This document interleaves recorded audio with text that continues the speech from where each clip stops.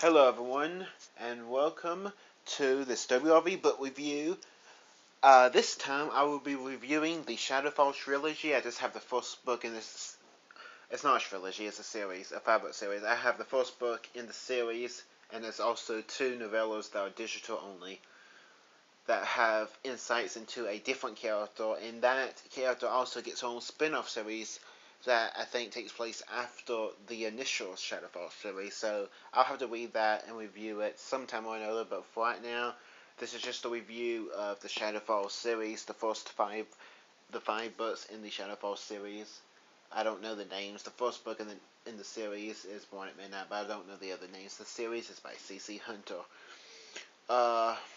So this book takes place in a world where all kinds of supernaturals exist, and they can actually read the brain patterns of other supernaturals.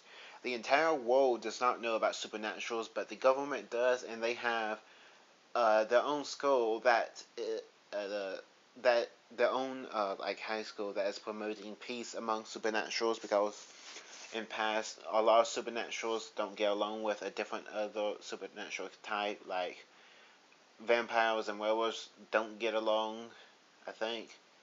Yeah, I forget details easily, but so the main character is Callie Galen. Galen, I don't know. Galen. Callie. Her pattern does not show off anything. She doesn't have a pattern, not a human pattern, or not any of the supernatural type patterns. Like, and the supernaturals are like vampire, werewolf, fairies, which is, the normal, and the supernatural young adult category, the standard ones. And she has to find her way, and she meets up with Melinda and Della, who become her new best friends there at the I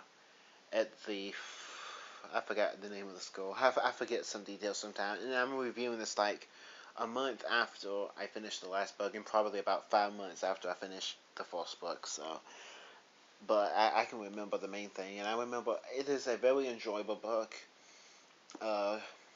Pretty cool story about self-discovery, and some pretty great characters in there. Though I don't really like romance in books, and I read a lot. Most of my books are young adult books, which obviously always have romance. But I really like the ones that, usually downplay it.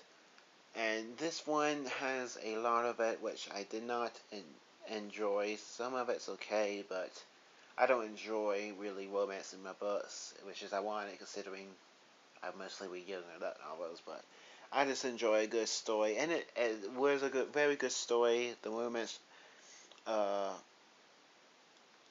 if it was just a bit less, like maybe a third less of pages focused on the romance each time, it seemed like everything always revolved back around to, the love interest and all that stuff. But, still a fairly good story. And if I would have to give it a rating, and very interesting with what she actually is, if I would have to give it a rating, I would give it probably a 7 out of 10. Very good story, but, and I went through these pretty quick for me. Like 2 or 3, 4 days maybe for each individual book. So I did really enjoy it. It's just didn't like the romance, but I never do, usually. Unless the book revolves around it, and that's the main reason you want to buy it, and I might enjoy it for what it is.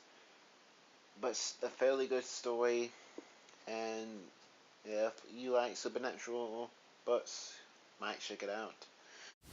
If you like this video, then please subscribe and check out my other book reviews and video game let's plays, and community YouTube news episodes, which is what I do, and more. Until next time.